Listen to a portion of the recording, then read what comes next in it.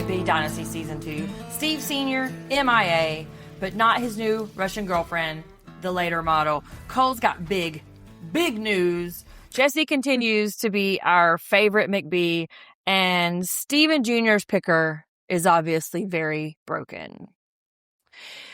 This is me and Nolan Sunday. I'm pop culture professor and self-proclaimed expert on all things reality TV. Heavy on the self-proclaimed, of course.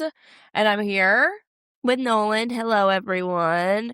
Powered through another 5 episodes, but these were good because we hadn't seen these already. So we powered through pretty fast all yesterday, actually. It was all our day yesterday. Yeah. But it was good. We liked it. I enjoyed it. So generally speaking, though, this batch, season 2 is kind of better. I mean, it's really leaning into the camp of it and the drama of it all, but good. Or, they realize that people are interested in their life, so they're creating more drama, or the producers are like, we got to stir this up, we got to make it more interesting than last week last season. This is going to be episodes 1 through 5. We're not going to do like a bit by bit recap. We're going to just talk about each episode kind of as they came, but the very first one is called Russian Roulette. Nolan, why is it called Russian Roulette?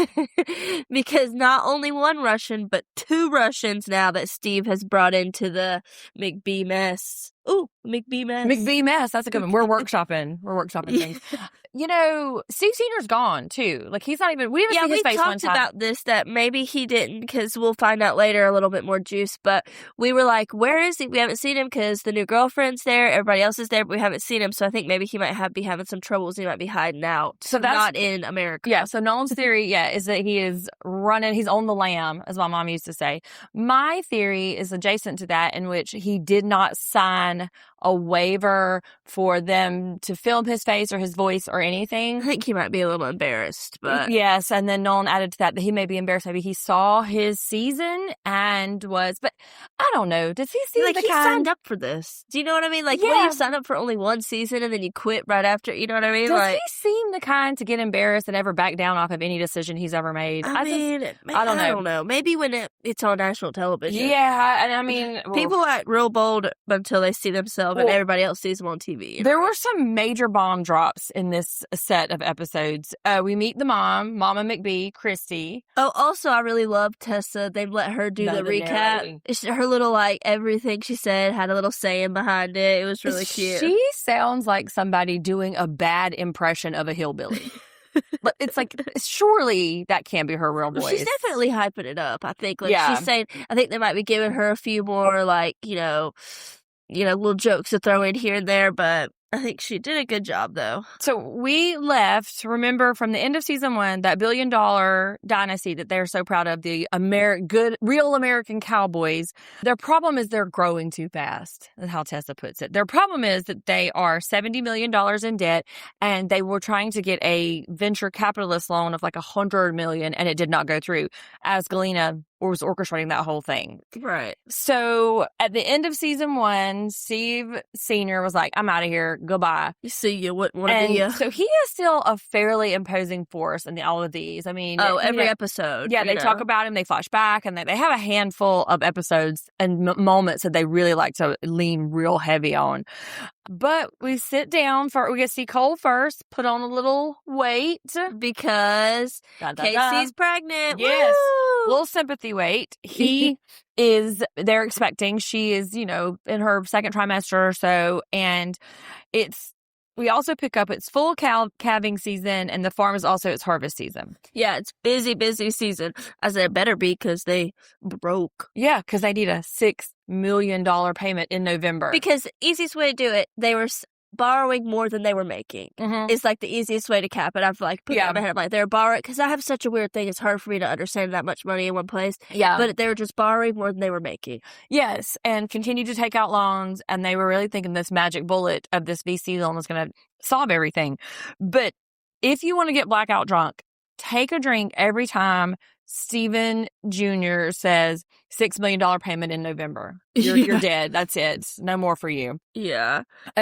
So last we left Kala and Steven, though, they were true loving it. They had made it Instagram official. They were canoodling on the balcony. And on episode 1, they're okay. They're doing okay right then in the beginning of it. You know, like, maybe wrote down that they're good. You know, they recap them really quick. They also recap that the wedding is coming up this year for Jesse and Allie. She tried on a dress. That was cute. But also, too, in between season 1 ending and season 2 beginning, Kala and Steven had broken up in between that, and they were back together now. And that'll be important in a second when I tell you about her big news. But yes, Jesse and Allie, remember, they're engaged.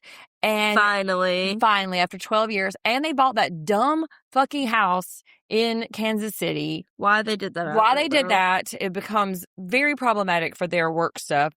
But Kala's sister died about 3 months ago. Right, she had addiction issues. Right, yeah, related to addiction. And apparently, this is where it really gets kind of like dicey. Right. Nobody from the McBee farm called her to like reach out to her, offer any condolences, no sympathy or whatever. And she's really hurt by that. But what we know and she doesn't know in this moment is that what? Is Steven told, like, they had broken up right before her sister had passed. And Steven was kind of like, hey, like, we broke up. Don't talk to her. Like, I don't really, we're done. Don't do that. So then they got back together, unbeknownst to everybody else in the family. And then her sister dies. So I think they got back together, like, the same day or something. He says that later. I could never figure out the timing. Yeah, but they got back together, like, really in that, like, mix of all of her, like, big mess stuff. And then didn't let which I assume he didn't let the family know that they were back together. Yes. And so the brothers told their respective partners, stay out of it. Don't do anything. Just Steven says they're broke up. Just let it lie. And meanwhile, this woman's poor sister has passed, and she's really struggling because she says they were very, very close. Right. And then since the passing, we're 4 months past that, and that's where we're starting off in the season. It's 4 months after that. So I always try to get like a feel of how long they've been off. So I try to like figure out. So they probably had like 6 months after they filmed. Then that happened in 4 months. So probably about a year is what I think. Yeah, because it picks up in September. Right. Season 2 does. And so I think it is about a year, too. Yeah. Because we didn't see them do, like, Thanksgiving or Christmas last season. No, we saw Father's Day. Yeah. And 4th of July. Right. Remember, so Casey was wearing her red hat. Yeah. Speaking of Casey, though, this is one of many episodes that her emotions really get the better of her. Yeah. Cole is like... Look, I was an emotional person. I was too. I'm an emotional person generally. Like, it is, but it would just the slightest little teeter of any kind of inflection on Cole's part, and she's dissolved into tears. And, good luck to you, girl, because Cole does not seem the type. I don't know. He did okay, but he does not seem the type to be a real sensitive, soft place to land. Yeah, I think he might be learning, which is a good thing. Okay, so we get a little business info. Okay. They're leveraged out. They're $70 million in debt. Yeah, that is $70 million. Yeah, and then Galena is still there handling the business right now. And Steven has a new idea of how to make money, which is dropping farms, which I thought was genius, to be honest. Well, before we talk about the dueling ideas, this seems like a little bit of a boy who cried wolf situation, because all last season they're on the brink. They're on the brink of bankruptcy. We're going to lose the farm. We've leveraged it. And so they made it work. Then, right, even when the VC fell out, they made it work. And so now, again, we start with this tension of this debt. I feel like, no, they figured out they need to pay debt, and then in this time that we were off, they figured out, it's actually due like very, very soon. So we've got to handle this business right now or we will be like done for. So I feel like they just kind of, back then when for season 1, like it was kind of like looming over their heads. Well, we don't really know when this is going to get when it's due. We just know that we need to get this deal done. And then the deal fell through. And then in this year, we've been like, they're kind of scrambling to get the money together for the the idea, this whole new genius plan that Steven wants to drop row planting. What's it called? Playing GTFO out of farming. Yes, GTFO. Me and Dylan want to learn a lot about farming. So row planting, which is like soybeans. What else do they do? Soybeans, corn, and wheat, I think. Yeah, okay, because that really matters. But Steven wants to stop doing that and really focus on the meat facility in which they are. And the cattle and selling the calves and stuff. Yeah, and the longhorns. Can't forget about the longhorns. Right, and selling their meat and all that kind of stuff. And so they are at odds. This creates another tension between the brothers because they're very hard. They're nothing if they're not competing with each other for daddy's love. Like, I don't know if they did not get breastfed long enough or what. We did find some very disturbing details out about Stephen Jr. in a little bit. We'll talk about him. But about how long his mom spoon-fed him. Oh, yeah. Here, I'll just tell y'all. It was 11 years. She spoon-fed this man breakfast for 11 years. I don't know. But anyway, yeah. But I think it's really smart because like Galena said, there's no regulated pricing on meat because, you can, if you have a small farm, it's like, grass, like legitimately grass-fed, not like they have, a 1 foot of grass in front of them and they're eating it like it's legitimately grass fed. Yeah. It seems smart. And Steven seems like he has done the work, and we come to find out Cole has put money or secured a lease. We'll talk about that in a second. But then we go to this scene where Cole and Jesse are out there and they're building the fence, because the whole idea is, the way this show sets it up is that Stephen Jr. is just the brain, and he's in there with his calculator and pocket protector and denominator and calculator and a spreadsheet. And the other two brothers are out there really like in the sun, breaking their backs. I'm saying baking their brakes. And I literally, like, this is a little bit farther around, but I have that, like, anytime Stephen Jr. is involved in, like, helping them with the farm, it gets effed up every single time. Like, he needs to stay behind the computer. And I can't tell if this is them trying to, like, provide exposition in episode 1, or if Cole and Jesse really didn't know that he was selling off acres, because the farmhand Jake tells Cole and Jesse right here is like, yeah, man, they're selling all this off. How do we know this at the same time that Jesse and Cole do? Like, I think they kind of orchestrated that. But next we get the info about Galena. Kyle and Galena get coffee. Whatever. Yeah. And Galena tells Kyle she's single because Steve was having. So Masha is the new Russian. I should introduce Masha. She's the new Russian. That was Galena's friend that invited her around. Like, she was even featured in last season. Came to the party, all that stuff. The lore around Masha is really, really deep. And if we obviously this is her only Russian-speaking friend that she had. So they had this, like, tight connection. And Steve was, smashing Masha while Galena was still living in the house. And this is where I start to kind of see Galena's delusion a little bit, right? Because she says here that we were building a life together, we were about to build a house together. Also, she says that she would never do that to another woman, which she did to totally Mama McBee. Did. Yes, that's what I'm calling the mom, Mama McBee. Mama McBee, yeah. And so she leaves Calla sitting there. Calla's this bitch is at the farm right now. She said, okay. Yeah, Calla accidentally leaks the info that Masha has returned to the farm because Tessa, like, brought her in there, showed her around, and Masha was like, Tessa, not to be awkward, but I've been here before. So that was a little funny. But yeah, Calla spills the beans that Masha's at the house. So Galena literally says, I'm going to the bathroom, leaves her at the coffee shop and goes.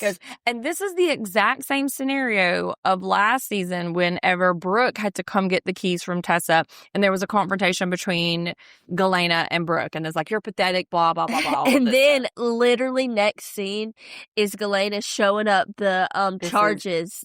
Wild. So I got a little confused. She's holding up charges to a car, which, if you didn't guess, it's Masha's car, and it's all this damage. And I thought that she had received this and she was, like, complaining about having to pay it because, like, okay, long story short, Galena trashed Masha's car. Allegedly.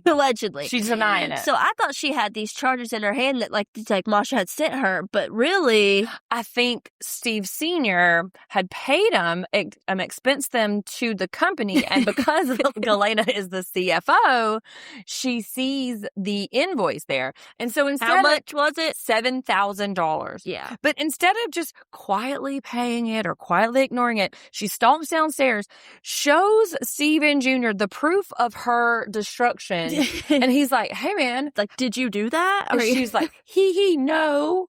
Or she goes, no, I did not. Active smile on her face. Yes, and she's got a new haircut, right? She does. She's a little puffier, which I don't know if it's, stress, drinking. Maybe it's the drinking. Yeah, I was going to say maybe drinking, or she got, like, filler or what, but she's looking a little different this season. I also noticed that she always talks through clenched teeth. I can't believe his new girlfriend is here. Maybe it's the Russian in her. She's just always stressed or mad about something. But yeah, fuck you, Calla. Galena is gone. So this is where we find out Stephen Jr. is stressed because Cole bought that land without telling. Yes, and he yeets it out of there, right? In this particular scene. He says, "You want to cut that check?" Yeah. I thought that was funny. He said, "You want to cut that check?" Squeals his tires to get to Cole, doing a Tokyo drift around the corner, gets out of the truck hollering, "You think you're a big boy? What money? What are you doing? You want to cut them checks?" Like you said. And Cole's like, huh. And I had another question too. How does it work? What? So if Steven Jr. is the ultimate check signer, CEO, Well, how was he doing this behind his back? Well, I'm assuming that they all have access to all of the stuff, but like Steven Jr. is the only one that knows how to do it. So like I'm assuming they all have stuff. So like I'm saying, if they're all business majors, are all in charge of the farm, have all a big hand. Oh snap! Excuse me.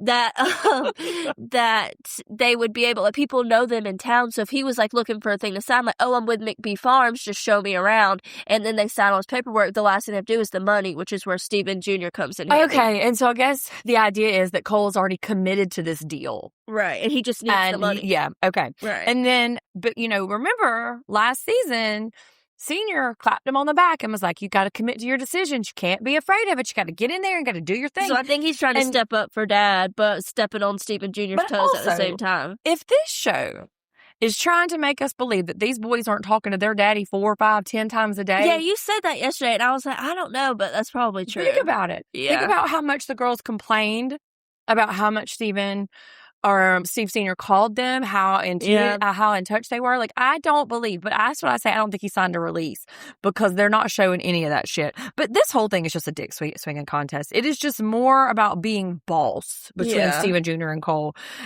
Which, I mean, is kind of, I was like, Cole, what are you doing? Because I feel like they just have this, like, route to farming that if they aren't farming, then they aren't real, like, cowboy, and I feel like they have this, like, idea in their head because their dad started a farm to begin with that they have to like keep it up because Steven Jr. is like steadily selling off all the farms. Meanwhile, and then Cole just bought one, which it wasn't that much. I think it was like 239 acres, which a lot of theirs were like 300 to 400, but still, like, it does seem like the left hand doesn't know what the right hand is doing. And Tessa, I was just about to say she needs to be on payroll for being a therapist. She does, because she's like, he just looks up to you, Steven Jr. Don't get mad at Cole. Just give him the benefit of the doubt. And then she's like talking to Calla too right after that. And she's like, "Look, it's okay, sweetie pie. Do we make you an apple pie to make you feel better?" Like, I already have a soft spot for Casey. Generally speaking, I find her to be really smart. Nolan and I sort of disagree with this little bit, but the next scene where they're at Cole's house and Casey's getting ready and she's like, the fam barbecue. Yeah, that's right. She's getting ready and she's like, "Huh, do I look weird?" And because she's in that moment of pregnancy where her belly is not full on belly, but she's not like her normal, like, average size. I remember having to buy like all new clothes and but those clothes didn't fit in like 4 months and it was just like the most, because you can fit in your regular clothes for a while, but then once you start, everything starts moving and hot changing. As hell. But then Cole, ever the patient partner, "Oh, look at my little Amish girl." No, all you say is, "You look good. You look good, babe. You look good." And that dress was cute. She was cute. She's a cute girl. Yeah. And then, like you were saying, Tessa talks to Calla. So they're kind of moving, really getting us caught up really quick with everybody in this first one. So Tessa asked Calla, "Are y'all okay with the girls?" And so Calla repeats that story. And I just wrote, why is this woman, Calla, in every goddamn scene? Why do we need her? I don't enjoy Calla. I don't either. Her face looks like Casey's definitely my favorite out of all of them, to be honest. But I mean, because Allie, I don't know. I just don't. I'm jealous because of Jesse. Yes, Jesse is our new favorite movie. He is so cute, and he really just like proves himself to be the gold star of the entire family.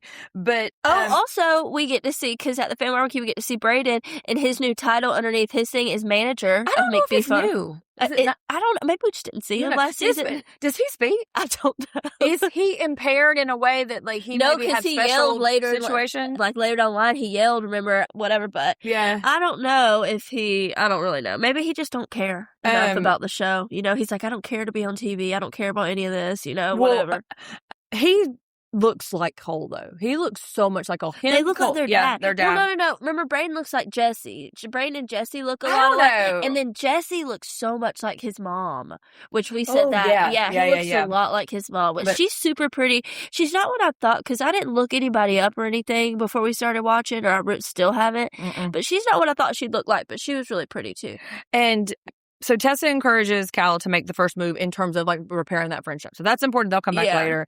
So here we are. We're at the farmhouse. So Jesse and Allie, now remember, they have two houses. They have one on the farm and they have one in Kansas City. And we did which Kansas City is below Gallatin, and it's about an hour and 15 minutes. So when they say up, they're talking about the farm. When they say, go down, they're talking about Kansas City, which I had to figure out because it was confusing. Yeah, no one had her map out yesterday. It was like, but we figured out that it was like an hour and a half from Gallatin to KC. So just think about that now when I'm driving. So Casey's already anxious as fuck. Like she's already in her feelings about Calla. Now, nothing happened. She is just anticipating Calla being pregnant and stressed. Yes. She's anticipating Calla being upset with her. And so just the anticipation of that has just got her. So her heart starts hurting.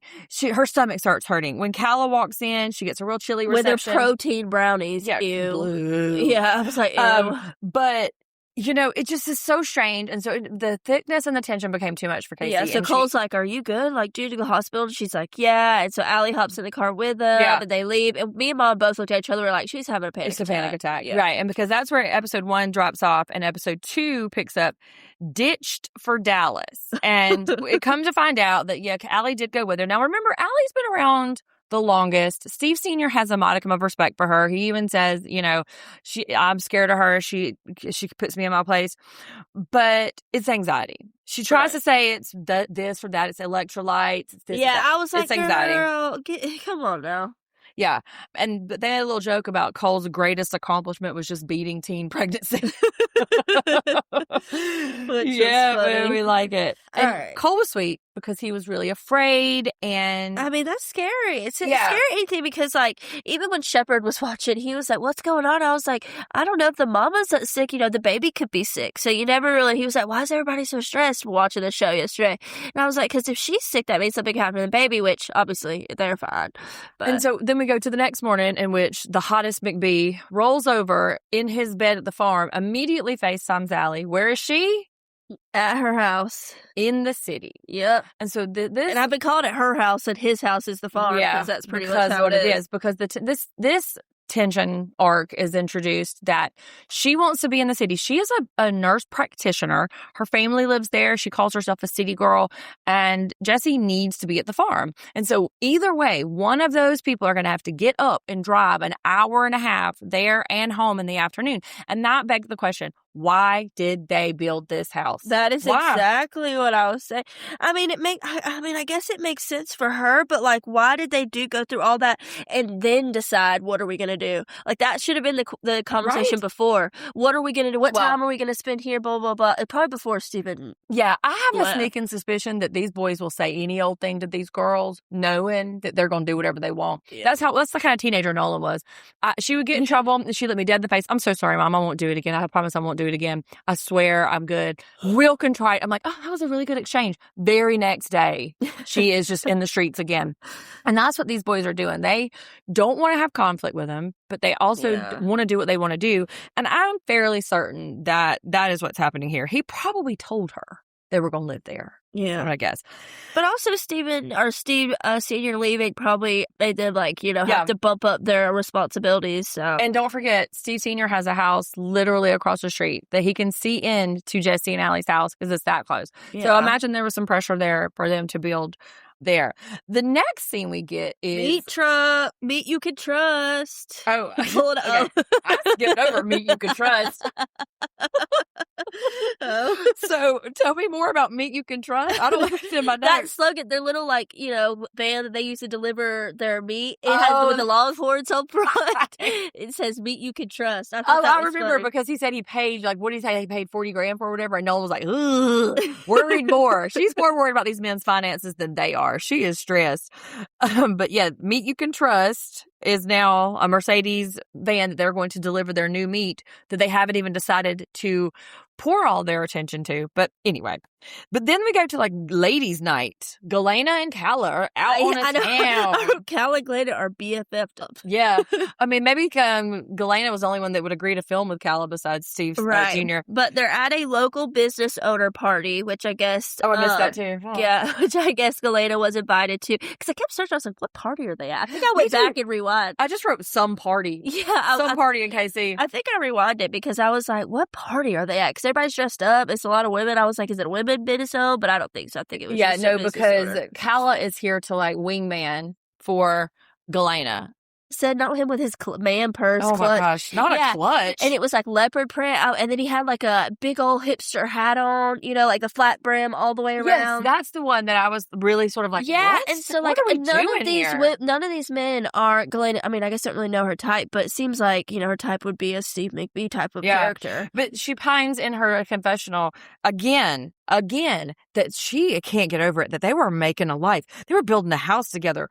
Girl, you were building the house for him. Yes, this man flinched every time you came at him. And I won't belabor that point, but the bottom line of this scene is Galena's real awkward. Yeah, she couldn't handle it. She literally just was like kind of laughing the whole time. It was just like, what did she say to that guy with the man purse? She said something like, oh, I'm hitting on you, or oh, this is weird, or something. It was just weird. It was so weird. But they cut that off real quick. I just wrote, Galena's so awky. Yeah. And then we get another confessional where she says she's beyond heartbroken. He told her he loved her, Nolan. He was her best friend. No, he was not. Y'all, we got the same advice for Galena that we got for Melanie on Love Island. Dump him. Leave that man. Go. But then somebody let the cows out. Somebody. I know. I wrote, who let the cows out? But I said nobody. Nobody copped to it. Nobody, because Steve Jr. blames Cole, and Cole blames Steve Jr. And Cole be sneaking in these little barbs. He's like, yeah, every time him and Kala go do a photo shoot, we're chasing cows. So apparently they're out there doing some cowboy shit. But they do say this, that if the cows hit the corn, that's like for $500,000 in damage if the cows trample the corn, which is a bit of a big deal. The cows are $3,500 a piece. I think there were 12 of them altogether in that particular herd. So, we don't know anything about that. And Cole literally says, this is the first time Steve actually helped. He's like running to help catch the cows. And like, this is the first time he did a good job out there, which I thought was funny. Yeah, the dynamic between Cole and Steve Jr. is a real roller coaster in these 5 episodes. Which is just brother. They're just brothers. Yeah. I don't have like an older brother or anything. Like I only have a younger brother, so I don't really know the dynamic.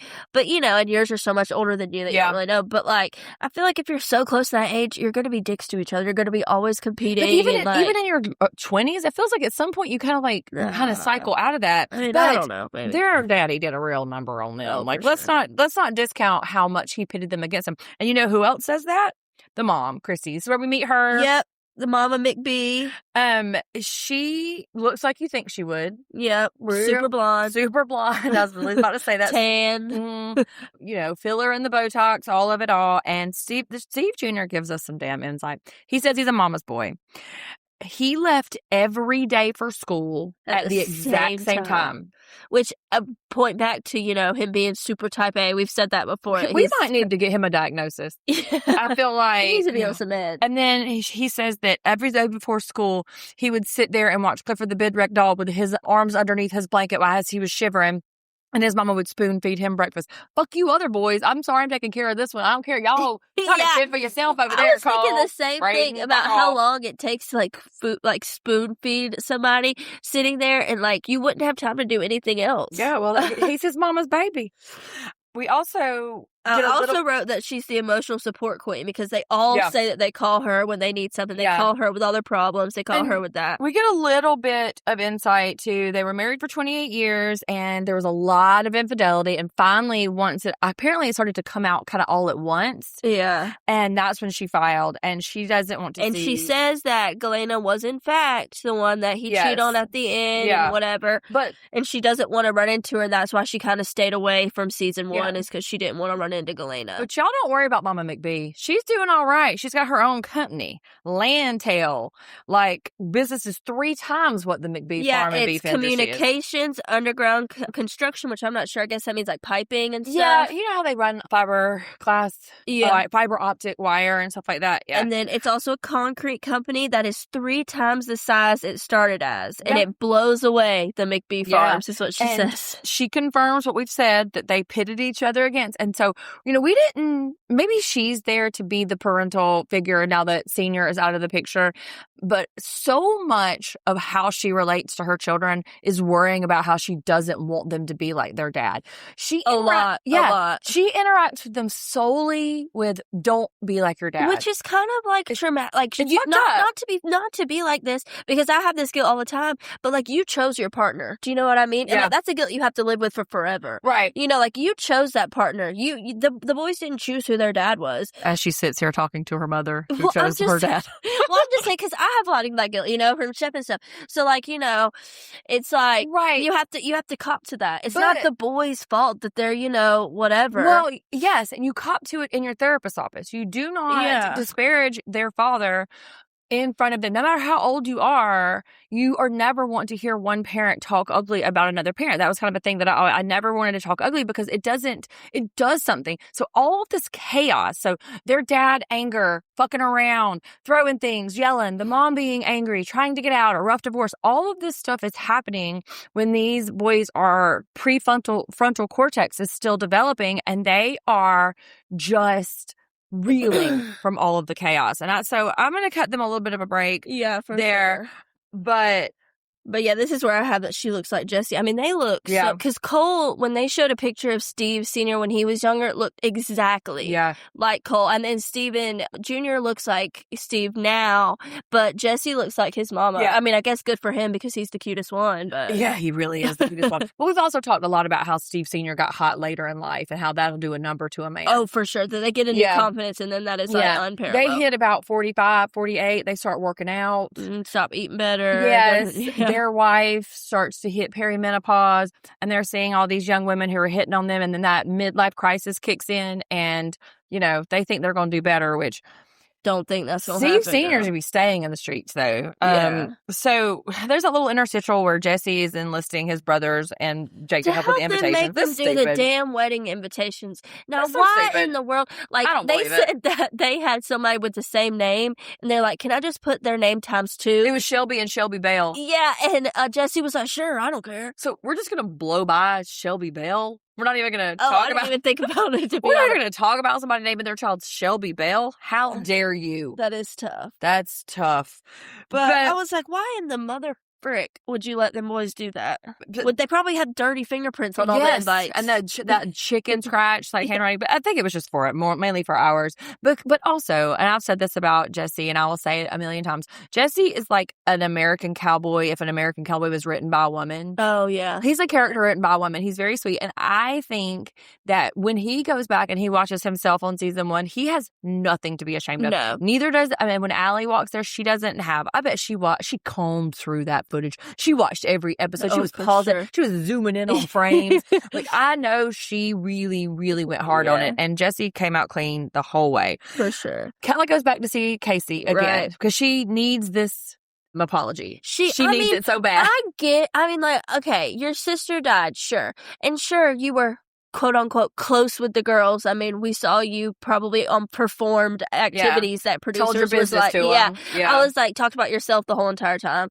But like, why do you care so much? Like, your sister's already passed. You've dealt with, maybe she hasn't dealt with it. But like, what do you?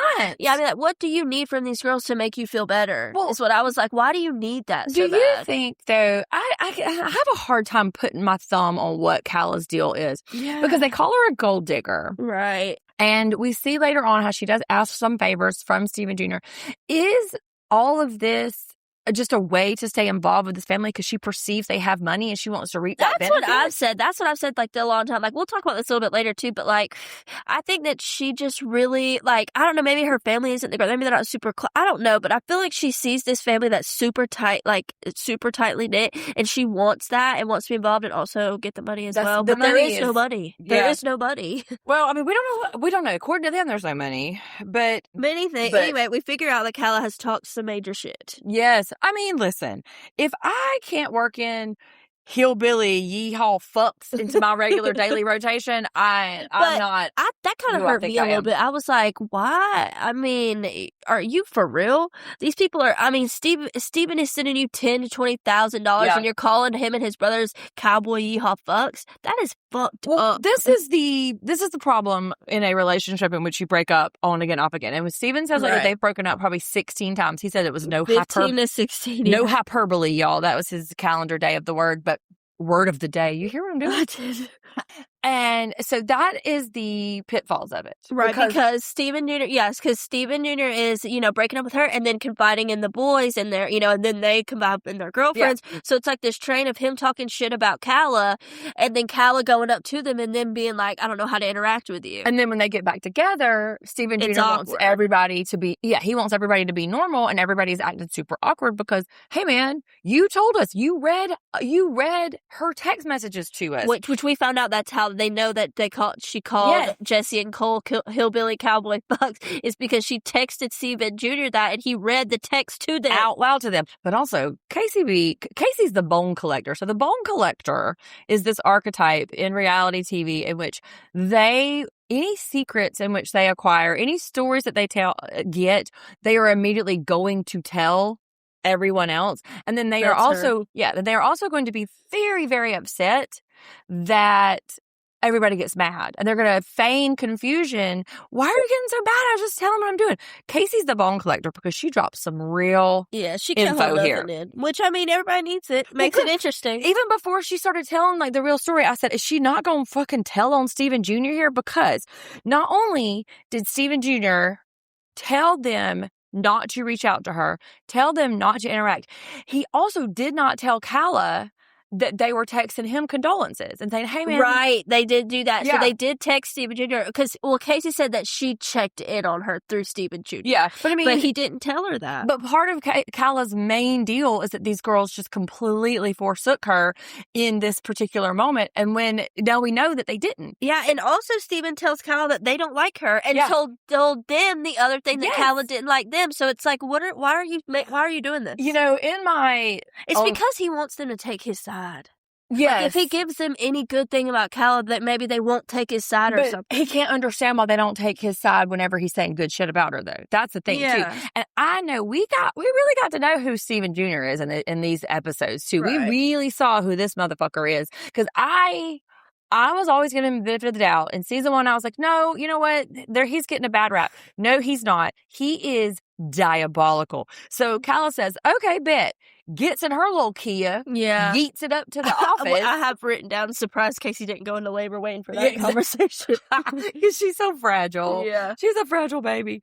But Calla gets to it and gets over there and is reaming Steven Jr. a new asshole. You're caught. And at first, he's real quiet. He cops it at first, right? Yeah. He's like, okay, all right, I know, I get it. And then she starts going in a little harder about kind of like their money and stuff, but like about how like the brothers, and he's like over it. He's like, no, all you do is talk shit about my family and you never want to do anything for them. You never want to do anything with them. You're always talking shit, blah, blah, blah. And I guess they break up. But it never says it outright, but this is, and I've talked about this a lot on our Vanderpump Rules coverage with Jax Taylor. There is this pattern of abuse called DARVO. And it's an acronym where first you deny it. No, I didn't do it. Then you attack that person. Then you reverse the victim and offender. So now when they're sitting in this car, he went from saying, no, I mean, it's fine, it's okay, to, well, you did this shit to me. And that is a real red flag. So like I said, they break up. They don't really. But they just kind of agree to, stop the shit talking. And then we, whatever. And then the next scene that we see them, though, they're acting like they're broken up. Yeah. But also, I was going to say. They're at the city house now, right? Yeah. Because I was going to say, so next is like lunch. Like they're having dinner. They're working all day and they go to have dinner with their mama is what they have. It's all the boys except for Calla. The girlfriends, the the city boys. house or the farmhouse? I wrote city house. But Yeah, I have city. So they drove in. You said this yesterday. They drove in from the farm an hour and a half into town. Down, right. Right.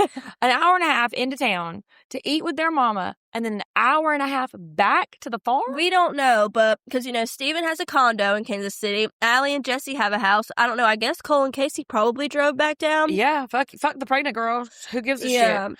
And this is where we kind of start to see Mama McBee being a little incredulous. She's like, Calla went into his iPad. I literally said she's an iCloud reader. Yeah. Took screenshots of the conversation between them and then sent Steven and his mama, yeah. And then sent those screenshots back to them. Like they didn't type them. Yeah. I guess they're like, okay. Yes. Like it's like a gotcha, but like they know they sent those. Exactly. I guess she was trying to have some big call. But and I said this much later when they go to the Lake of the Ozarks, Calla doesn't know how to family. No. Okay? Maybe that's what I'm saying. I don't know if she's close with her family or not. Well, because she doesn't understand how dynamics work. But how many people that you have been seeing or dating, you've had to meet their family? Everyone. Yeah, right. And no matter how insufferable they are, no matter you smile and say thank you. Yes, you do. Thank you so much. Thank you for having me. Oh, your son is wonderful. Even if they're a piece of shit, which has happened before. And I've had many moments where I've had boyfriends over and we didn't cause a huge scene when we could have, And I've also had in-laws where, they were a real piece of work. Yeah. And you know what I did? I've, gritted my teeth and I bear through it. Now that we're divorced, I can be like, these motherfuckers. Yeah. But Calla can't do it. She can't do it. Yeah. And so now... And also Mama McBee says that she sees a lot of parallels between Calla and Steven and her and Steven, or Steve Sr., which is tough. Yeah. So you know what, though? Like, stop projecting your shit onto this man. Stop projecting your shit onto this man. He already has a lot to deal with. Yes. Leave him alone for a minute. And they are already trying to work out the dynamics with their dad. And because everything positive or wholesome that they do with their partners, Steve Sr. is coming at their throats. And so they're already trying to do that. And now we have got Mama McBee reinforcing that, well, you're just like your damn daddy. Just like your damn daddy. Sucks. Nobody wants to hear that. Nobody wants to. And when it's in a negative way. Yes, exactly.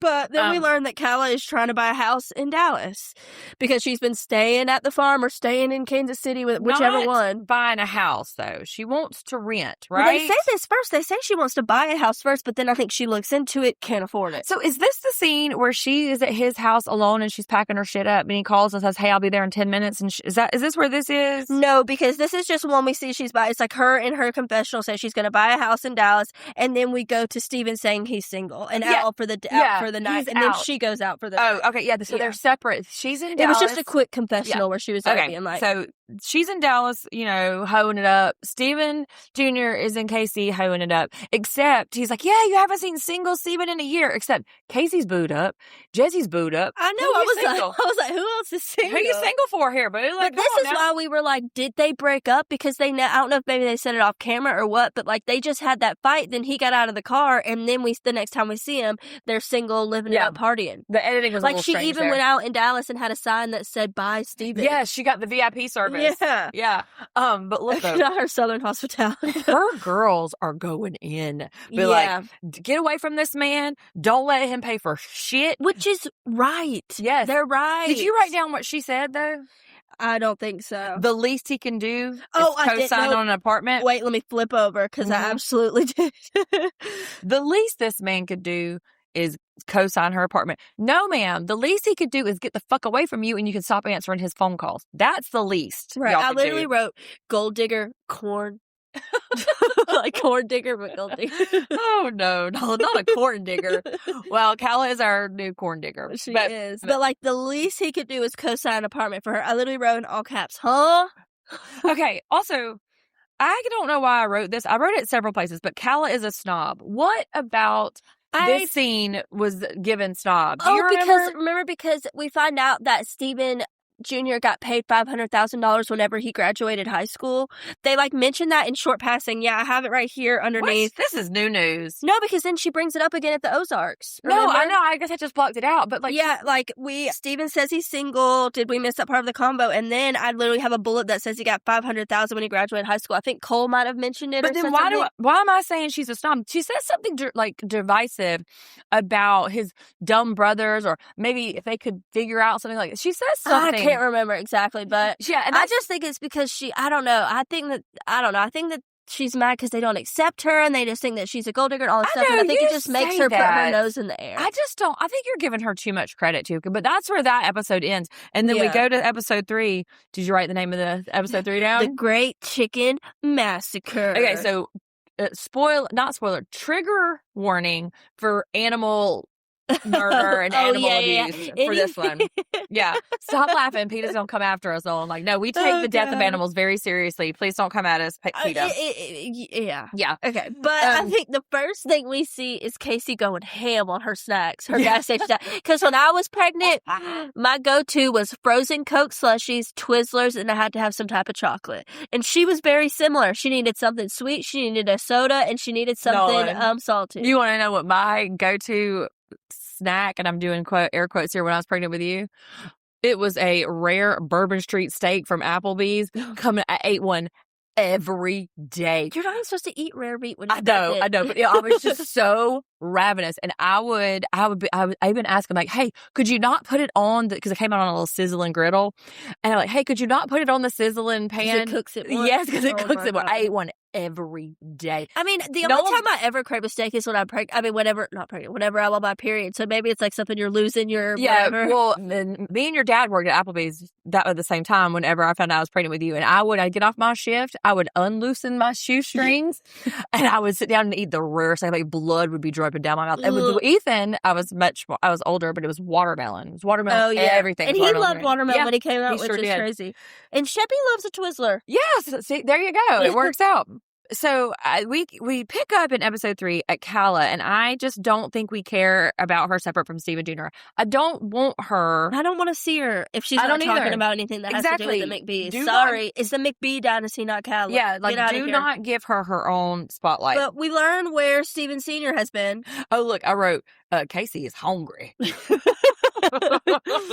But we find out where Steven Sr. has been. He's been in Mexico with his friends. With Masha. Yeah. He's out of the country alone with friends, and he takes Masha, and Galena finds out, which we get reiterated that she's the most important person in the company again. Here's what, though, really quick before we move on from that. The way I took it, and Nolan and I were watching it one time and taking notes, but the way I took it is that he came back to town because he had to get Masha, or he came back and then went away again to Mexico. This is why I think they're talking in the in-between, because I don't think he's been in Mexico this whole time, because the way that I just figured that he had just went. That was like his, when we picked up where we were, that's where he was in the time when it happened. Yeah. Which I didn't even think about where he was before. I just thought maybe this was a trip that he went on. Because the way Steven phrased it, he's like, he's just not out of town, he's out of the country. So it kind of indicates this. But anyway. And then Galena finds out that Steven Sr. is with Masha, and she goes MIA, goes dark for 2 days. And if all hell breaks loose. Yes. And so if you watch season 1, you know that she kind of shuts down. So she gets under her covers and just burrows for 2 days. But in the meantime, Steven is having to do a lot of this admin work. And so he makes a big old deal. Yes, but here's what, though. This man is in full cowboy regalia. Hat, belt buckle, and then a nerdy-ass backpack. Oh, my God. I cannot. He is the most, he probably had a rolling backpack in high school. Do you know what I mean? For sure. No, that's so mean. That is shade. He had a rolling backpack. But that is legit. For sure. Because there's this deal. I literally have, at a barbecue place. What was it called? Arthur Bryant's. I think it's a pretty famous place. It is, which they say they go eat. They're going to eat at first. They're going to eat at the barbecue place literally at lunchtime when there's a line out the door. They're having this business meeting with the owners. I'm like, shouldn't they be back there helping their I know, staff? Exactly. Could you just wait till the rush goes home? Jesus. But they're going to need 2 to 4 pounds of brisket a week, which apparently is a lot. And then this is where Steven Jr.'s like, I'm going to need a van to deliver it. Thank God we got the meatmobile. I literally wrote, Steven's sweating during his meeting. He was stressed out during that meeting. And to no one's surprise, Cole and Casey are going to have a gender reveal. Yep. I don't know why we're still doing this. And I don't know why these ladies are letting these men take control of invitation, which it was the invitation that he put on the bathroom door at the McBee he ranch. Duct taped it to the bathroom. Okay. It was like a gender reveal, letting everybody know at the ranch that they're having one so they could come, but he just made it on Microsoft. Couldn't figure out how to put a picture on. Why don't you just ask AI? God. Listen, aside from all of my woke bullshit gender stuff, haven't Haven't gender reveals been the most destructive things? Didn't they like burn down a forest in California? Didn't they like kill a bird in Texas? Like, let's stop doing gender reveals in which we have to put things into the universe. Yeah, okay? I didn't have one. Well, when 1998, which is when Nolan was born, the gender reveals were not a thing. That was not a fucking thing. No, I think that they came around the same time as like promposals. Like when everybody was doing those big promposal things. Were they around when Ethan was born in 2009? I don't think so, because I think promposals came around like right after like Vine really became a thing, which was when I was that's a deep cut. Yeah, and I was like middle school. So kids like, ask her older sisters. Yeah, like 2010 to 13, and I think that's when like promposals started becoming a thing because you could post them and they would get a lot of views. because it's all for the gram. Yeah. So I think that's when like gender reveals started being a thing, because it's anything to be able to post to get the clout, you know? This is true. Tessa comes in to help, and this is where you may have asked it out loud, and I wrote it down. Where the fuck are her kids? I did say that, yeah. Because she's like, these are my adopted children. I love them like they're my own. Where are your kids? Fuck my kids. Yeah. You know what this situation reminds me of? The Murdoch murders and the woman that worked for them. That is who I've been trying to pin her with. Oh my God. Yes. You literally just scratched my brain. That is exactly who I've been trying to think she's like is her. So I hope she doesn't die. But like fall down the stairs. God, Nolan. I'm just saying, she, took the stairs down the wrong way. Yeah, she took the stairs all right. She took a head to the stairs. But yes, it's like that. It's like she spends her whole life taking care of these really fucking rich and then folks. Her own kids are at home struggling. Exactly. Oh, Stephen and Cal are back together, and he brings this woman. Question mark. He says 15 or 16 times. Wait a minute. This is where he says, "I can't quit her," and I don't think he knows what he's quoting. That is from Brokeback Mountain, y'all. When he says, "I can't quit you," and I am fairly certain Stephen Jr. does not know who he is quoting there. This is where he tells us that they've broken up 15 or 16 times with no hyperbole. But she did not only come back to get Steven, she came back to ask for money for an apartment or ask for a co-sign. Listen, she looks us dead in the face and says, I don't want any ties to Stephen Jr. except the financial ties. She wants that because she wants him to co-sign a loan and a lease for her in frickin' Dallas. And then promptly says, yeah, I'm going to the gender reveal. Why wouldn't I? As if they weren't just broken up. And like I don't know how many days, but like last week, but it's really awkward. Like she's at his house, and there's this whole weird. They're pretending they're friends. Yeah, she's like, "Can I shower?" She's like, "Can I go shower?" And he's like, "Yeah, the guest bathroom is right there." She's like, "Oh, I'm a guest," and he's like, "No, you could use mine." But it's like, girl, if you don't want any ties, go shower in the guest bathroom. Why is it a big deal? Yes, that is what it is. And so their whole thing is really ridiculous. And I don't know if you have, and this is a spoiler alert, so y'all close your ears for 30 seconds. Did you see on social media his problems with the girlfriend after Calla? No, I saw that you said that there was a bit of a yelling thing, but I didn't see it. Okay, well, I won't say anything because we'll get to it in real time. Once we get done with season 2, we'll get to it. But yeah, which we're getting close. Only one we more are. episode and we'll be caught up. That's right. But more smoke about Allie and Jesse's living situation. Whose side are you on, Allie or Jesse?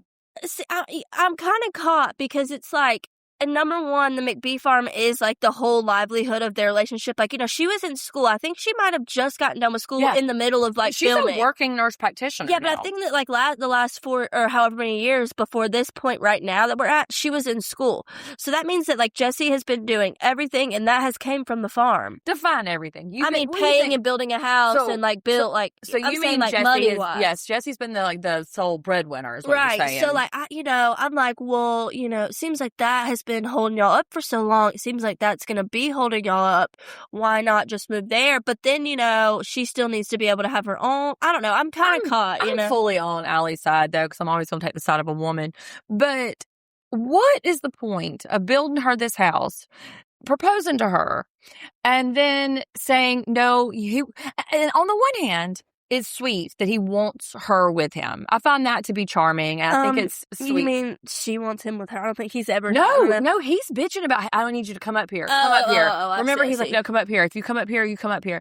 And so that's on the one hand. And she is, to her credit, holding her own. She's like, I don't know you. Listen, you're not coming down here, so I'm not coming up there. She's trying to take a stand. Whether or not it shakes out in the back half of the season, we'll see. But it comes up because Steven Jr. calls him. It's like, hey, man, Yeah. I need you. And he's all the way in the city. Right, because Galena's been MIA and they have this huge order for the barbecue place.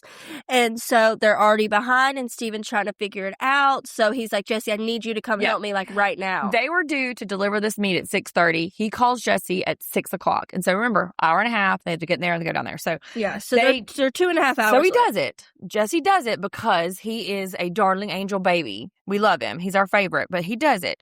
And so they're at the meat packing facility and they are humping, right? Like no gloves. They're moving meat. They're late. They're sweating. They have their big meat packing aprons on. Yeah, I was like, they got the aprons on. And, Steven's real quick to kick the can to somebody else. Galena didn't schedule it on their first order and she's been going crazy.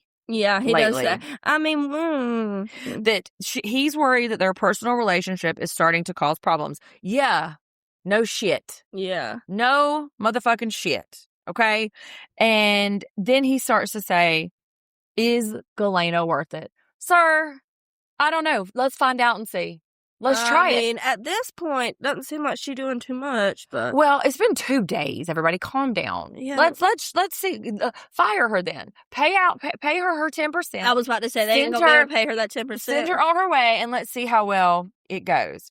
But the owners of the barbecue place are not very happy. No, they are not because they're 2 hours late, and that means they're going to run out of brisket. Right, so they have to prep the meat to cook, whatever, and so they lay out the timeline. And by the time the brisket is done cooking, they'll already be ran out of the brisket they had from yesterday. So, I mean, a lot of y'all who are listening maybe live in the South, and you understand that people have a very specific ritual around their barbecue. What is your barbecue order? No matter where we go, because we have several. I mean, you have the same order. It's cubed inside pork. I like sliced brisket inside. Yeah. I like sliced tomatoes and French fries with white bread. That's exactly my order too. Yeah. But no bread for me. You like the bread. Yeah. No bread for me. Sometimes I'll get French fries if I'm feeling real hungry. But I mean, I don't know. I like the brisket is a little like I love the fat, but sometimes I don't like the outside of it. Yeah. I like the pork is a little bit less like grit. Like Carla ordered us some ribs the other day.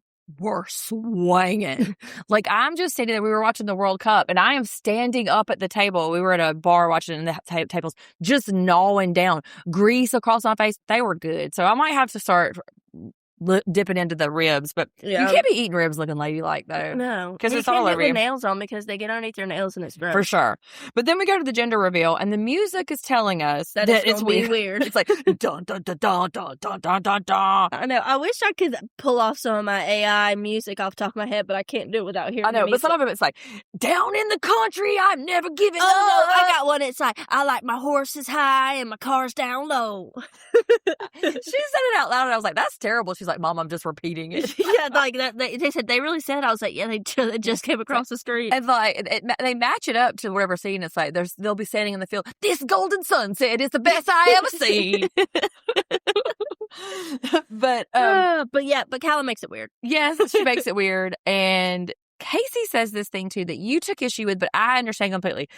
Casey can never side with Calla. She can never side with anybody else but those McBees. Because she said she's a McBee now because she's having a baby. And because if she does, they'll ice her out and they'll be treating her like they treat Calla. And there's no way Casey can handle it. She is a fragile baby flower. She'd be in the mental ward. Exactly. They have to commit her because she is a fragile baby. What do they call it? A 51-40 or something where you go to the site? I don't know, but I don't think we should be making light of that. Okay. The views of Dawn are not the views, but I'll take a peanut podcast. But it's a little bit extreme. Oh, but also Steven didn't tell anybody that she was coming. Oh, my God. They're in the car and they're talking about it. And he's like, I'll make sure they know you're coming. Make sure it's not weird. Does not let anybody know she's coming. Not only does Calla not know how to family, neither does Steven Jr. And so we get there, and Mama McBee's there, too. And she's like, oh, hi, Calla. Gives that weird, like, no-touch hug. Even you said they're doing side hugs? Yes. Yeah, I did notice that. Even the mamas and the boys do side hugs. Who side hugs their children? Maybe they have, like, a weird mic situation. Maybe. That's a good point. But no, I want a full frontal. I want you to press into me and stay there for a full 10 seconds. I make Ethan count down. Sometimes I can hear him counting down. 10. 9, 8, because you got to stay with me for 10 seconds. And Steven Jr. says he wants a girl. let's talk about this too, okay? We talk said about it. this too. So Yeah. we literally said that I don't think any of those boys can have any respect for women until they have a daughter. Yeah. Because because the fear of having a daughter, like my baby daddy says that like if Shep was Baby daddy, I mean, what are we doing? what am I gonna say about ex-boyfriend? But I they don't don't know know Shep's dad. That's what I say about my baby daddy, which I'm 48. It's weird to say baby daddy. But anyway, he was like, God. She cut me off. She said, but anyway. but he was just like, if I had a girl, I would lose my mind. Like, it would just be fret over fret over fret over fret. It's because they don't perceive women as humans unless they have a connection, unless they are... Unless it came from their, Yeah, or they're special, like their mother. Their mother's a human. Like, he probably doesn't perceive Casey. Like, all those nasty things. I feel like their woman is, their mom is like some, like, angel, like Mary. Well, you yeah, know it's what Madonna I mean? Like, horror. It's the Madonna horror paradigm. But think back to those episodes where Cole is, like, sketching with this other woman and, and then in this season, he says that Casey's his whole entire world. Yeah, except for when you get a few tequila in you. Yeah. And Jesse calls it penance for how he's been. Y'all, think about that. That having a girl is punishment and bad karma for how you acted. What message is that? That is fucked up. Like, Jesse. I didn't even hear that. Yeah, it's like, Jesse, I love you, but no, man, that ain't it. They're going to call her Blair. With the E on the end. No, I think Steven said that. They didn't confirm it. Is there? They did. Okay. They did. I'm pretty sure they did. Blair is fine. Blair with an E is... Why you gotta add Blairy? Why you gotta add something else? Blair with an E is going to psychologically bully you online. Yeah. Blair with an E for sure. is going to make your fucking junior year of high school. With her highlights since she was 12, for sure. Yes. And she is going to make your life miserable. But it is a girl. It is a girl. So her name's Blair. Tell them how they announced it. With Uncle Jimmy, which we meet later, but Uncle Jimmy flies the helicopter, which I assume they use to, like, fumigate the fields, whatever.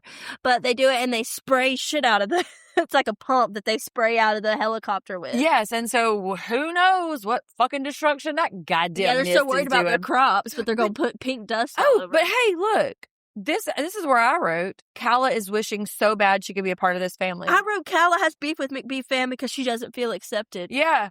So Steve Sr. texts during his son's gender reveal, one of the major moments of his life. Becoming a father process. What's he text about? Does he say, hey, congratulations? No. Hey, man, I'm thinking about you? No. What's he do? He calls them and says, Galena's gone crazy again. I don't think he says it, but he's like, look, I need you to go check my house. Galena was there. She went in, opened the door for the chickens, and then went to my house. Please go check. It's important to know that Masha is keeping chickens there. Oh, yeah. Masha's a big chicken girl. They are Masha's chickens. And you know how Galena would know that? Because they were best friends. Right. And so there is closed caption footage of Galena getting out of her car, going into the chicken coop, and coming out, leaving the door open. She did not do anything. She knows they got security cameras. She probably has access to them. Why didn't she just delete it? Exactly. She's a terrible criminal. Yeah. But to say one thing in her defense, she didn't go in there and like chop them up. No, she just left the door open so they would get eaten. Yes. So they would leave and they would get eaten. So, it's sort of passive murder, I guess. But, they just leave the gender reveal, the drop of Steven Sr., like anything he needs. So... Casey's like, are you serious right now? Yeah. I mean, and that's what I was saying. It's so hard to watch how much control he has over them. And the mom says it's too. She's like, and this is valid too, because now that they're grown and she doesn't have them in her life every single solitary day like Senior does, she's worried that he is going to be so manipulative because, nobody knows how manipulative a man is except his wife. Right. And so she's worried that it's doing this. But yeah, these motherfuckers get up, leave his gender reveal, go, and they're counting the chicks. There's only 10. Yeah. Only 10. But she did some diabolical other shit, though. Like, shit. She put her makeup in the pantry. Like, didn't throw it away, just hid it in a place she would never look, which I thought was real diabolical. And then, like, fucked up the dishwasher, like, threw glasses in and broke glasses. Broke dishes in the dishwasher. And also, too, it smells horrible. The pan got smashed. And they don't know what they did with what she did with that pan to smash. Like, it was bent almost in half. Yeah. Maybe she used it to smash his hats, because all of his hats were smashed, But they did, like, a little parallel scene when they found the pan, that flashback to when Steven was making her eggs in the pan and like trying to make us connect that like she smashed that pan because he used to make her breakfast with that pan, and I was just over like, the edge. Yeah. They call her and she picks up. And she's just laughing. Yeah, that laugh is diabolical. Haunting. Yes. I was really and like she's not abashed. She's not sorry. She's like, yeah, I did it. Yeah, and then she just cannot control herself from talking about how bad Steven Sr. hurt her. Which, I mean, get a therapist, girl. You know what I mean? Like, yeah, get a friend. Oh wait, your man's fucking her. Yeah, but like, fuck. Sorry, I mean, I'm just saying. But I mean, she just anytime that anything is coming to her face with something she did, all she can do is just talk about how bad she's hurt. She's very wounded, and this is a bit of a leap for me because we did see it. She obviously had to have watched season 1, and even though Steven Sr. was not saying the words out loud to her, everybody else was, and she was getting all of these cues for her to create some story that this was her happily ever after, and this man. Maybe she didn't watch season 1. I probably wouldn't if I was her. I mean, but still, though, even if she didn't, for her to construct this idea that this man was her person is quite delusional. Yeah. So but before we find out that whatever I just wrote, she killed 3 chicks. Question mark. But I mean, we don't know. I don't know if she killed them. They just wandered off. I mean, it's a really Fatal Attraction situation happening right now. Yeah. Like it Sub-in chicks for the bunny. Yeah, literally. I was like, oh my God. But we get another scene of Jesse and Allie fighting. Yeah. So they're on the front porch of their country house, and so we see that Allie is driving in 5 times a week. Like, he wants her to drive in. That's an hour and a half from the farm. So almost to the 3 city. hours a day. Yeah. And would be like from us to go to Atlanta, like that every day. She's like, it's not going to work long term. I'm a city girl. I doesn't want to go back and forth. She says, is it a deal breaker? And he kind of says yes. Yeah. And I've said this too. Why in the hell would they get engaged knowing that they haven't talked about this? They built this house before they were engaged. They did all this stuff. And then what did they think that... I just don't understand why they got engaged before they figured out what was happening. Jessie thought she'd fall in line. Yeah, I think. You know, and I'm the kudos... I mean, good for her. Yeah, let's say. Kudos to Allie for sort of like... I mean, she's going to give in, obviously. I'm just wondering, why pay the overhead on that house? The utilities, the HVAC, the maintenance, the yard. Why pay all that if neither one of y'all are there? Yeah. That just doesn't make sense. But, I mean, I'm not going to beat that drum anymore. Steven Jr. goes to Galena. She's back. Galena's back. After she killed them chickens, she's feeling better, I guess. So she's back. And this is what I found really interesting. That Steven Jr. never uses, like the you tense. Like, you trashed the lodge. You beat up her car. He says, and I mean, we're out here, the lodge has gone to shit, and her car got beaten up. It's a very weird disconnect. Maybe he's trying not to be confrontational. I feel like he's probably trying not to come at her. Isn't that a weird thing that he's doing? Because maybe it's... Because he technically doesn't know if she did do that to his car. I mean, she caught to the house and the chickens. Definitely know. He definitely knows. And she did. But again, she says that I'm just a human. I mean, you just don't know how hurt I am. I can't trust anyone. Ma'am, okay. I mean, okay. And Galena says that he's like punching below the belt because he's saying that, like, you know, you got to leave my dad's shit out of this. You got to get over it. You got to leave that out of the business. And he's like asking her if she can like still do her job. And she's like, you're punching below the belt asking that, but she hasn't been doing her job. But also, she leaks a little bit of info. Yes, she does. The minute that she perceives that Steven Jr. has done something like outside of bounds, she's like, oh, and then I have this FBI in the middle of the office where there's 3, I don't know, I saw one lady go like, you know, wide-eyed and look around, but I think there's probably like 3 or 4 total people in the office, and Steven's like, get to the bathroom right now. Yes, there's all this furtive movement. They take their mics off. He's like, oh my God, did Kara hear? Which I guess Kara was the receptionist. Yeah. So this has to stay between us, and you can't believe you did that. And so he calls his mom immediately, and he's like, I don't know what to do. He was like, Galena just outed Dad in front of the Kara and the cameras, and so now it's out. And remember, these folks sign releases at the beginning. whatever happens, whatever they catch on camera, whatever, it belongs to Bravo. It belongs to Bravo. So they're fucked now. Yeah, and Steven says that Galena has him by the balls because I guess she knows everything that's going on because she is CFO after all. Yeah, don't forget, she is the most important person in the thing. Right. But that's how we leave in episode 3. We move to episode 4, day drinking. And I just want to call attention to Cole's 3-legged dog named Franny. Cute. So cute. Franny just hobbling around. But I wrote this down. I thought it was hilarious. They were like, it's foul play. Like, bird, like, I loved it. I thought that was funny. Mom was did. like, you're so easy. I was like, it's funny. Yeah. I like the puns. So Kala is at the condo in KC because they're broke up. Masha calls and doesn't want to be by herself. So Cole because she thinks it's a fatal attraction situation. Have to go babysit these poor children. Now I know that Cole is a grown man, but can you imagine? This is his 3rd, 4th, 5th, 10th girlfriend, and you are having to reset and treat every single one of them like a brand new. Like a friend. It's wild. And also, we didn't mention, but Masha is a little bit younger than Galena.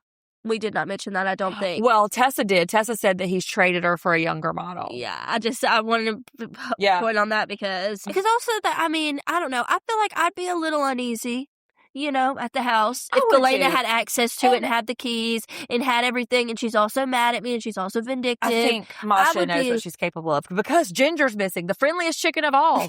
Why would you do that to Ginger? She's the friendliest chicken of all. But we also figure out that Cole has a theory. Okay. About Masha. About Galena. That Galena has a little crush on Masha. Yeah. And also like Steve. So it's like a double hitter. That like she has this big little crush on Masha. So it's like she's double hurt because not only is Masha with Steve, but Steve was with Masha. So it's like a whole thing. While I would love that to be true, I'm always rooting for folks to kiss. I think it is doubly hurt for her because she trusted Masha as a friend. I mean, you and I both have had friend breakups, a friend betrayal. That hurts worse than a romantic partner. Like I went through a friend divorce in 2013, and that hurt more than my actual divorce. I mourned that relationship more than I mourned my divorce, and so I think that is what's like playing into it because. And I also too, and Cole just can't understand what it's like for two women to just be friends, right? And he immediately makes it romantic. But also too, how isolating it must be to be in Gallatin, Missouri, be the only fucking foreigner, one foreigner for every 20 people, and she found somebody who's not only speaks her language, but she could connect to, and now this woman is using her behind her back to fuck them, like. I don't know. And I don't know where it mentions it too, but we'll just go ahead and say that, like, also Masha was asking Galena while Galena and Steven were still together if she could go stay at their house when Galena wasn't there. And she even said the words, "No, I trust you, girl. Go ahead and do it." Mm-hmm. Yeah. Shouldn't have done that. Famous last words. Yeah. So dinner at Mama McBee's, they are all sitting around, and they're in the moment now where Steven Jr. wants everybody to be pro Kala. Okay. But Mama McBee does not like Kala. No, and I will say this. She is very diplomatic about it. Like, she doesn't come hot like Steve Sr. She knows how to family. Yeah, she knows how to family. And they're still maintaining that they're friends, sure, Jan. And they get along really well when they're broke up. You know what that means? They shouldn't be together. Exactly. Stay broke up. Yeah. Broke up, you motherfuckers. But Mama McBee invites everybody to the Ozarks. Yes. Which, if you live in the Southeast, I think it's going to be like Panama City for us. If you live in the West, or in, Southern California, it's like Havasu. I think it's like this destination where people can go. I was thinking more like a Lake Martin situation for us. Like it's the lake, or like Lake Harding for us. The Ozarks is huge. Like it's on the border. I looked it up, if you're wondering. I looked it up. Love some geography. Well, I just like to know where they're talking about because it helps me like conceptualize what they're doing. Yeah.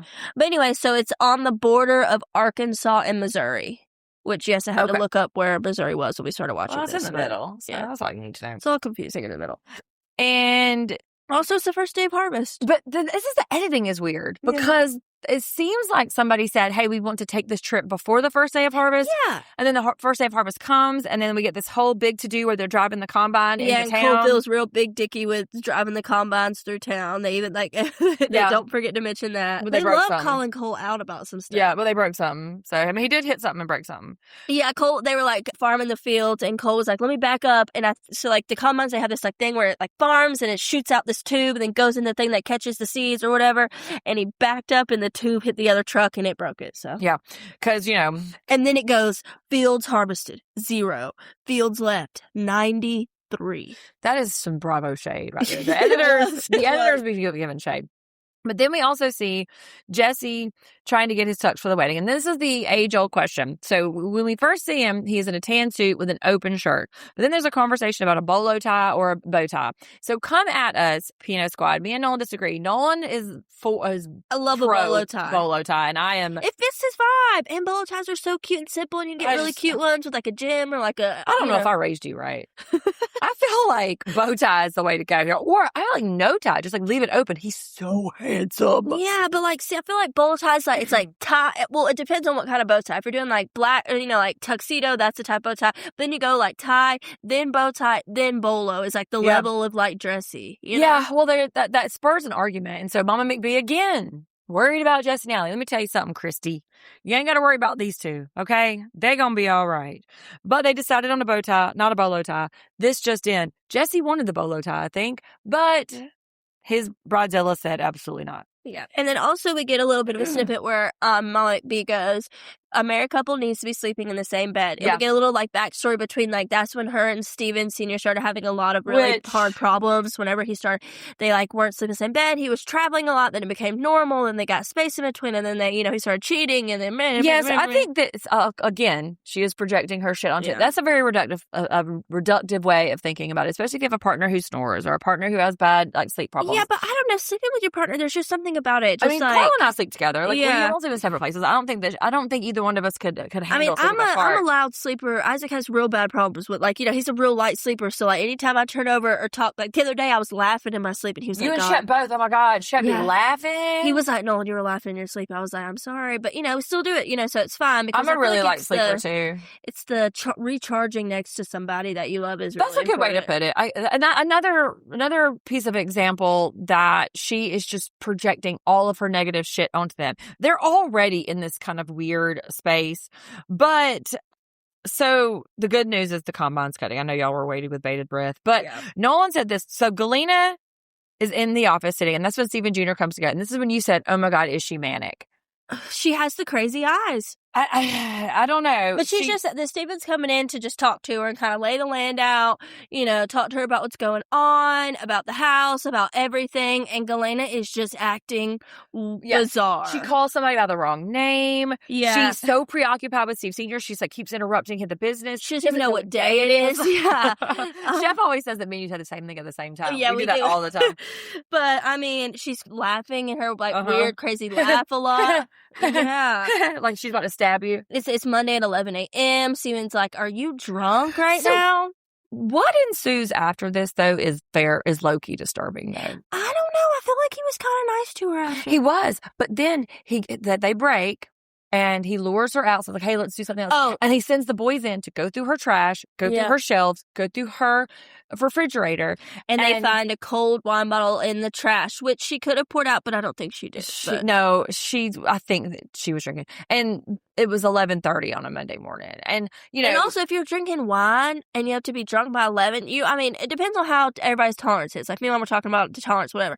But, you would have to be a bottle in already. And how long does it take to drink a bottle of wine? It seems like she's funneling a bottle. Right. Yeah. I don't know. She would have to start it a little bit early. But like, first things up, wine in her coffee mug, probably, Wine in your coffee mug? Like, God. That's what she would have to have done. Yeah, I guess. But she's going through it.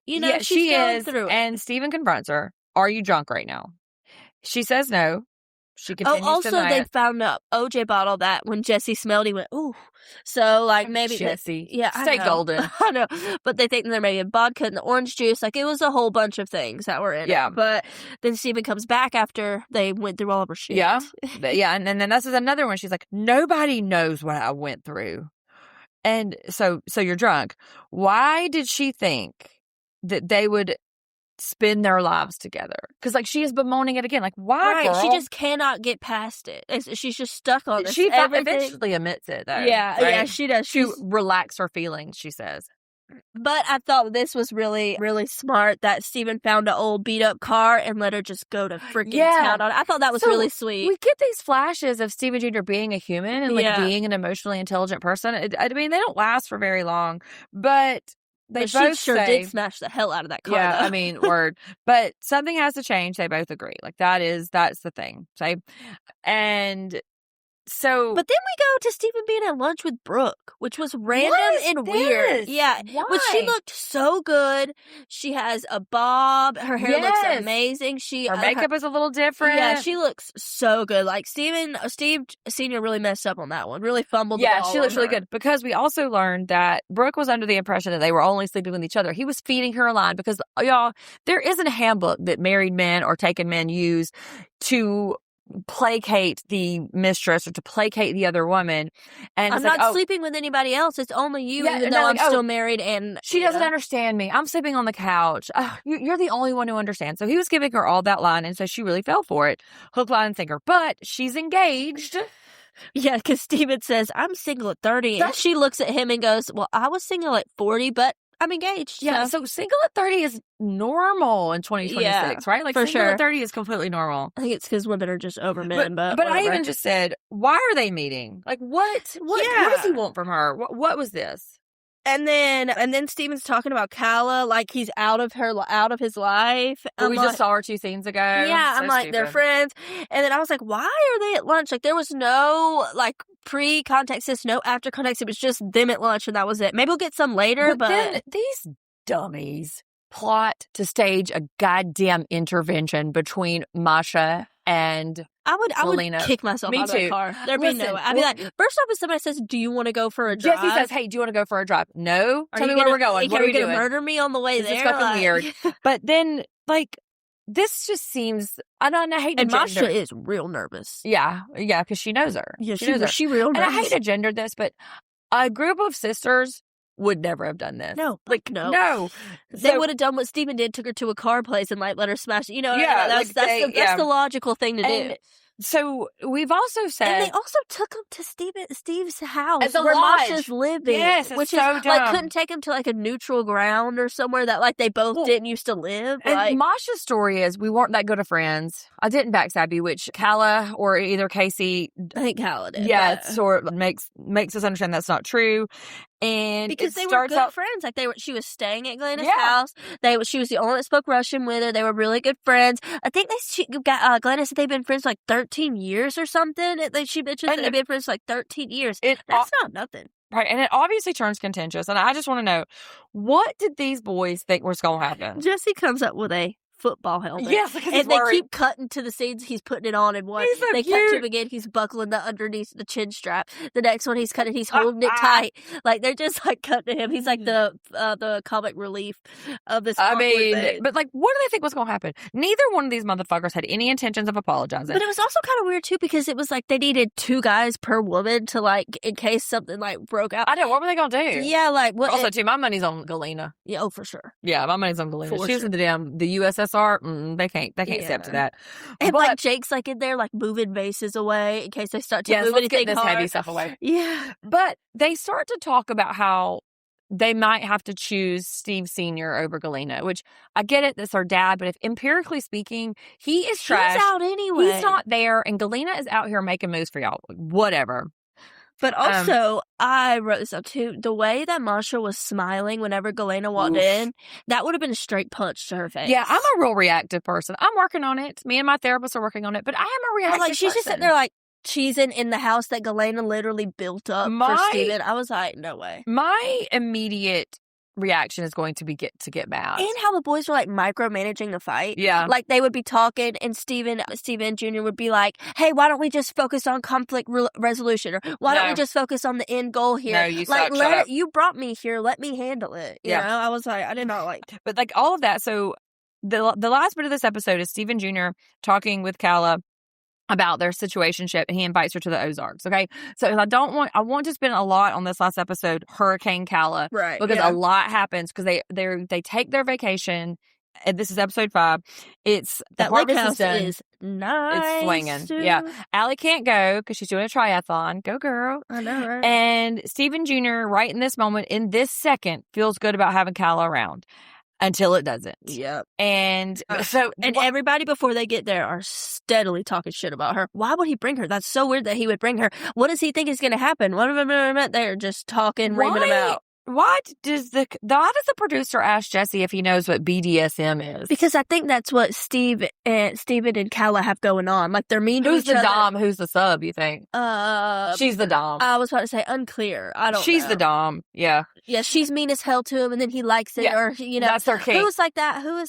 Stassi and Jax, yeah. And also Sam and Ronnie from Jersey Shore, they were like that too. Yeah. There's always one It's a fairly obvious pattern, but Yeah. we do get a little backstory. Uncle Jimmy's coming, and him and Chris used to be really close. They haven't even spoken since the divorce. But y'all, remember, the divorce is only about 2 years old. Right. Okay? I keep forgetting that. I keep thinking it's a really old, long time. It's very, very, very But fresh. also, I think Mama McBee might have some eyes for Uncle Jimmy. We're hoping. We're shipping them. Yeah, for sure.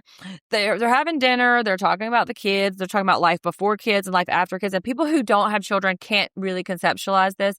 But once you have a child, your life is categorically different on a molecular level. And I agree when people say that too. There was me before my child, and there's me after. I mean, it's a complete, like, your whole, everything changes. You're like everything. So, well, Casey's already in her feelings. Like, she's already in her feelings. They want to play a housewives style game. But can we touch on the motorcycles and the ball really quick? Because Sure. that was stressing me the hell out. Who in their right mind would want to watch a train wreck? I mean, I guess people like to watch car crashes, but it's like, can't take your eyes off it. But 3 motorcyclists and a ball? Okay, Nolan, this is a very specific to you person. People, this is a carnival act. It's crazy. Evil That ball Knievel. is that ball. She's is talking crazy. about they went to a little carnival and like they have the sideshow where they have that like giant metal sphere and the motorcycles are riding around in it using the centrifugal force to keep them up, and they keep adding motorcycles. No one will stress as hell. Yeah, I was sweating. But She's like, anyway, I was like, because the same way when they did the horse polo or horse soccer in the last one, that was stressful as hell, well, too. that turned, you were right, because Tessa got real hurt, so you were right on that one. But anyway. So then they play this game where everybody has to write down an anonymous question. This is some housewives shit right here. And I know, I said Casey messy with the question. Yeah. Game. So the questions are, would you rather make out or live with Galena for a week? Steven says make out. Mm-hmm. How does pregnant sex work? Now, meanwhile, Mama McBee is still here. She's like, she dips out after the pregnancy question. And then the real juicy one is which Steven did not follow the rules of the game. Just went and just straight asked his own question to Jesse. Where's the prenup? And this is what prenups get a really bad rap, because Allie could use this opportunity to get her bag. She could write a prenup that's saying, hey, we've been together 12 years. Everything that you are building is worth something to me. And if we divorce, I'm getting half. Yes, I get this, I get that, I get this, I get that. And he can build in his side, because prenups are meant to protect everyone. I am pro prenup. I know there's this trope on TV that it's supposed to be like this bad omen. But it just protects everybody. It does. I mean, 50% of people divorce.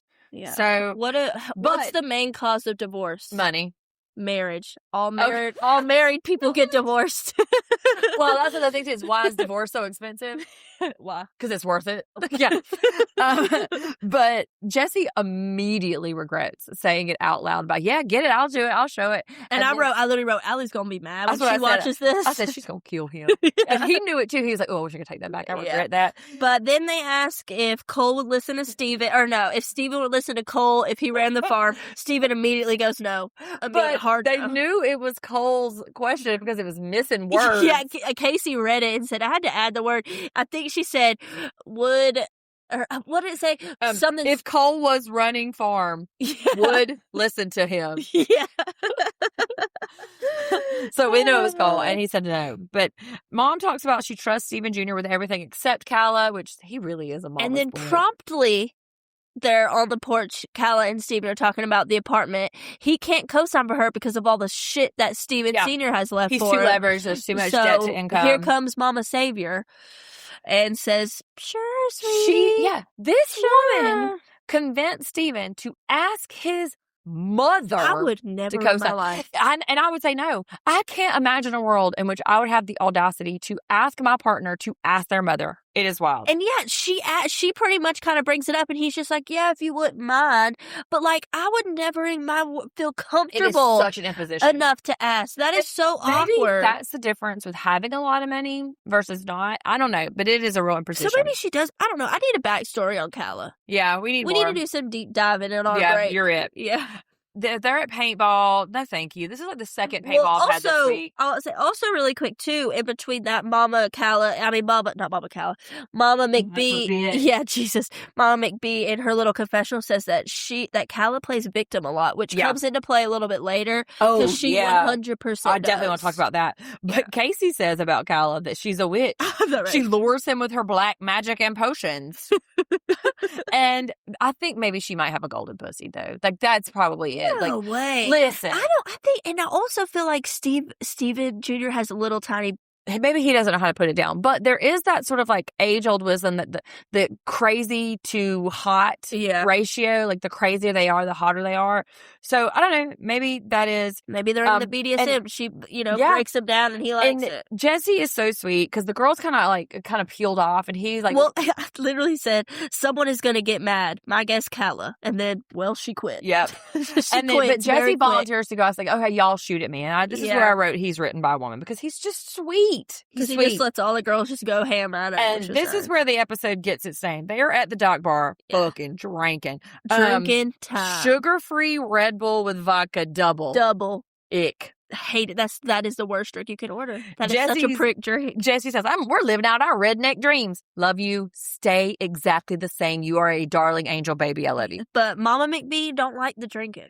She gets real awkward. Because she thinks that it's Steven Sr. has poisoned them, and just like the drinking is a result. Yeah, they of remind all their father, and I was just like, that's unhealed energy. That's this. But then Calla again is like, ugh, what is this redneck shit? Get me back to Dallas. Yeah, you're a snob. Well, because though there was a man in the water, full overalls on, full t-shirt under the overalls, just strolling through the water.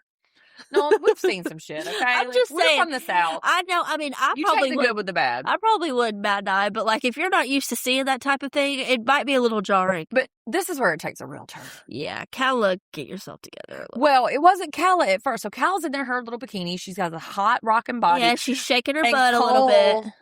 She starts shaking her butt. Well, she's facing Steven Jr., facing him, like face to face with him, shaking her butt outwards. And Cole walks by, and what does he say? He makes a weird ass-eating joke. He says, yeah, if I had that, I'd be eating that ass, too. He said, I'd eat it all day long. Yes, or something along those things. And I apologize for the 3 consecutive phrases about ass eating. Make it 4 now. But he's sloppy and aggressive. He's belligerent. And remember, Casey's pregnant. She's sober as a judge. All of this is happening. She is sober. She immediately gets mad. Yeah. She's embarrassed. Yes, that's right. Nolan refused to go anywhere with me for a while because I could drink and she didn't. And Shep's dad, if that's better. Thank you. But he would, he just couldn't handle his liquor either. So he's a little tiny baby. Yeah, like he can have 2 beers and be drunk. Yeah, so and he gets real cry. He gets real weepy. He doesn't get like Cole. He gets real weepy. So like I was just with our beach trip for Mother's Day, whatever. We go every year for Mother's Day beach trip, and he got so drunk. I was just like, God, kill me, please. Yes, strike me dead. It wasn't like he was like causing us the end crazy. He was just like, oh, my dad wasn't so nice to me when I was a kid. Oh, my mama left me. Oh my God, I don't want to be by that. My baby's gonna be so sad with me. And we're like, hey, we're at the beach. Yeah, we're cooling. Yeah, those 3 Miller Lights. And he's a runner. He ran away. He did run away.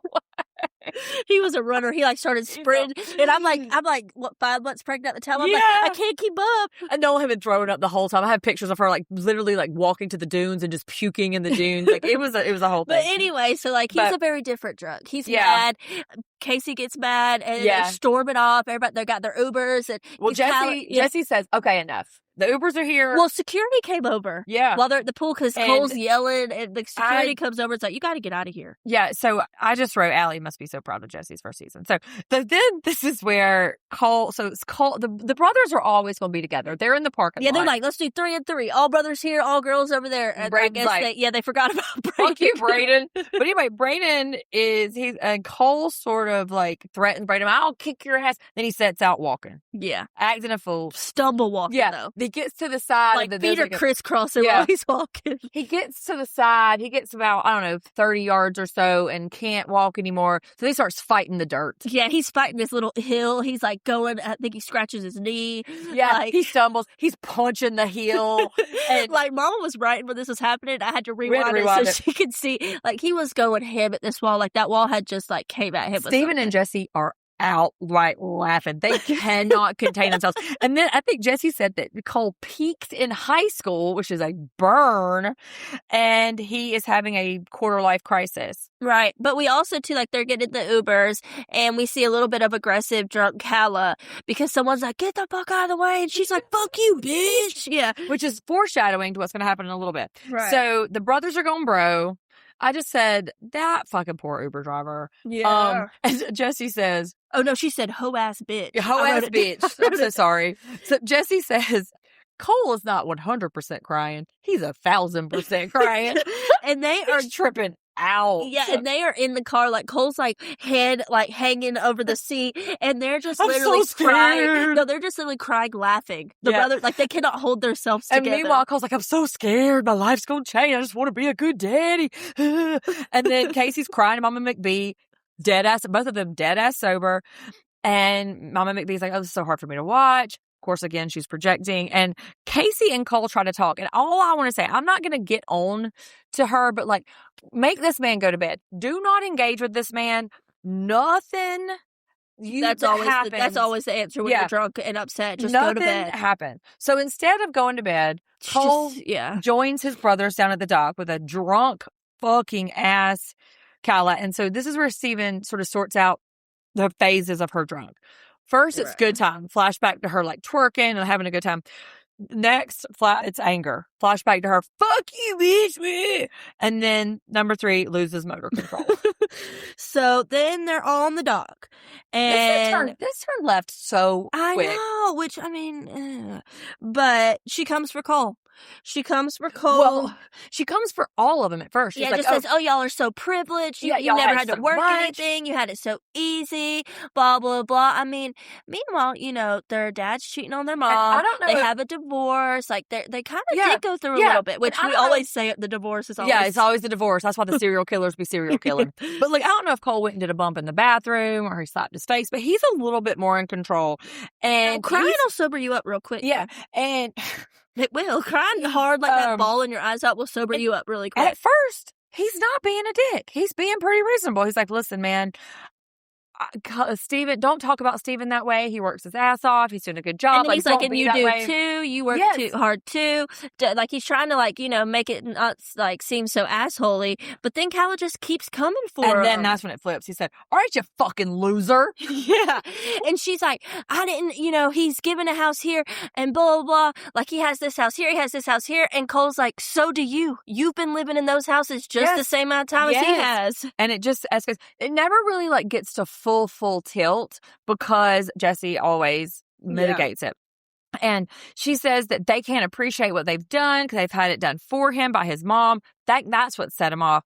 And I'm just wondering, what is the point in this? Like, and we said this too, that trauma is not a competition. Yes. Like, everybody's trauma is equal to is, you know, different in different levels to each different person. Everybody deals with trauma differently. Yeah. It's not a competition of who had it worse. And the thing is, though, I'm just trying, if we play devil's advocate, what is she thinking? Because she's out here talking about the privileges. She's trying to make them feel bad for her. But then the next breath, or 2 scenes ago, she's asked them for money. She asked them for their privilege. She wanted to benefit to take advantage of their privilege. Exactly. You know, and that's what I'm saying. She's just drunk and belligerent and just like coming for like the she's biting the hand that's feeding her. Yeah, so and then she was like, Calla's a mean drunk. And he goes, I can't, he looks at her dead in the face while she's down. And he's like, I can't stand up for you. Yeah, because she's like, that's why you don't got no morals or values. Yeah, like she's coming for his family. I mean, she, like, and the mom is upstairs fighting for her life. Oh, what's going on? Maybe we should just go to bed. Do you want some water? How are you? But I will say, though, that I didn't really enjoy that, like, she was sitting down and Cole was, like, over her yelling at her, which I didn't really that was a little intimidating. Because if I was Steven, I would have been like, okay, like, back up, like, sit down too or something, like, mitigate that, maybe not stand up for her, but be like, look, don't hover over her like that. He is trying to get her out of the room.